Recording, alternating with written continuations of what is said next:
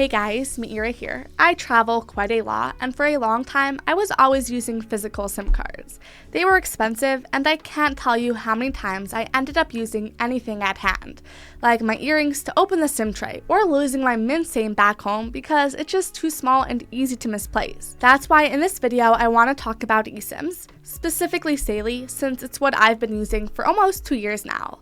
I'll explain what eSIMs actually are and go through the real pros and cons.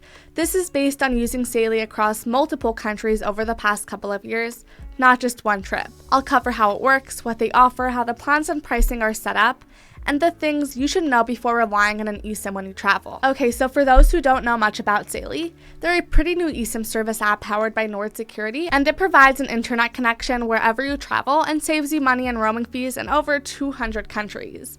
It's a one-time downloadable app compatible with both iOS and Android devices, and its goal is to give you a reliable internet connection no matter where you go. Now, getting started with Saily is pretty straightforward. Everything runs through the app.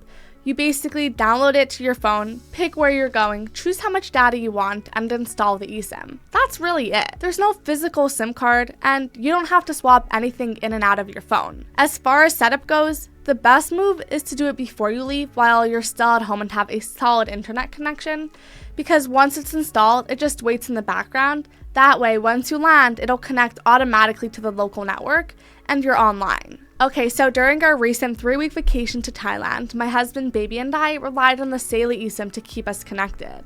And so setting it up was very simple. I already had the app downloaded for previous trips, and before I left for the airport back at home, I chose a data plan and activated the eSIM all within a few minutes. Now, as we explored all over Thailand, I have to say the performance of Saily's eSIM stood out. The connection was perfect, supporting everything from streaming videos and navigating via Google Maps to uploading a ton of photos to my family and friends through WhatsApp and sharing on social media. The consistently fast and reliable internet service helped me a lot, especially in places where secure public Wi-Fi was hard to find, or while we were on hikes to gorgeous viewpoints. Not only that, but there were times when I would go out for a little on my own, and it was good to know that I would always be able to reach my husband and check in with our baby. Also, the data plan I picked gave me a lot of data for a price that was a lot less than roaming fees, and there were no hidden costs to worry about. So knowing the exact cost ahead of time gave us peace of mind and helped us better manage our travel budget. On top of that, I actually had a chance to test out Saily's customer support on one of my first trips a couple years ago, where I just had a small question, and I have to say the support team was responsive and accommodating, providing 24/7 assistance to make sure any service issues were quickly addressed. And as always, I try my best to give you guys my honest opinion, and we all know there's no such thing as a perfect service, and that includes Saily eSIM. For example, Saily is data only, so if you're someone who still makes regular phone calls or sends SMS texts, you want to use messaging apps like WhatsApp, Telegram, or FaceTime instead. Most people already do, so it's usually not a big deal,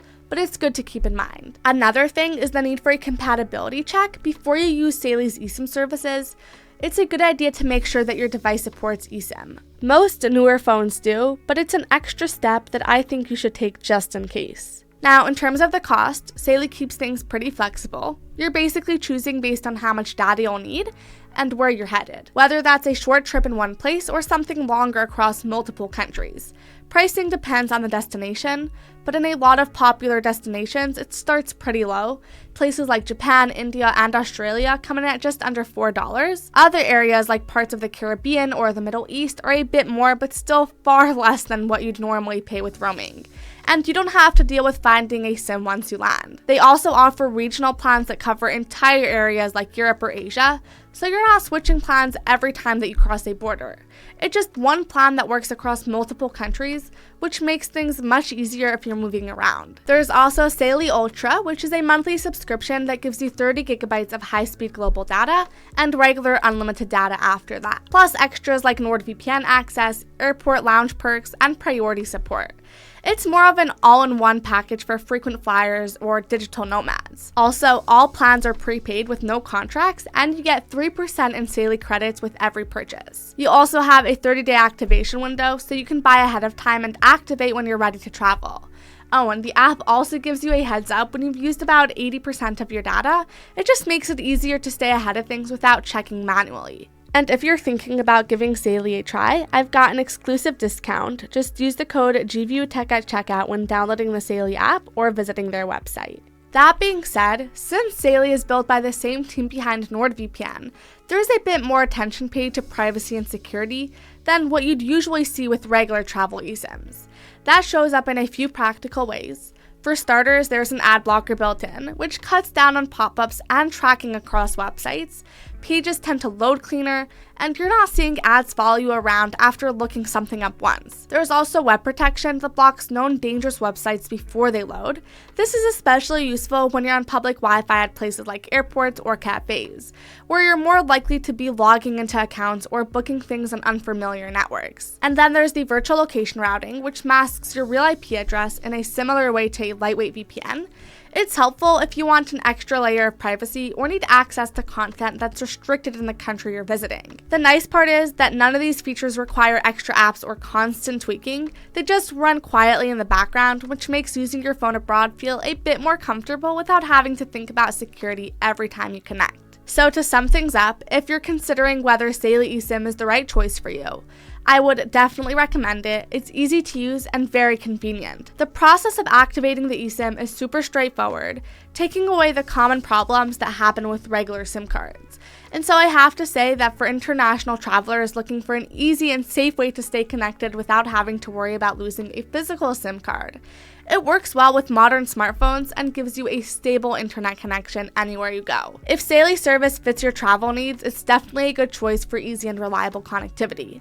So that'll be all for today. I hope you found it helpful, and if you did, a thumbs up is always appreciated. And don't forget, if you want to try it out, you can use my discount code GVUTech at checkout to get an extra discount off your plan when you download the Saily app or visit their website. And of course, if you've got any questions, leave them in the comment section down below, and I'll do my best to get back to them as soon as I can. Otherwise, thanks so much for watching, safe travels, and I'll see you in the next one. Have a great day.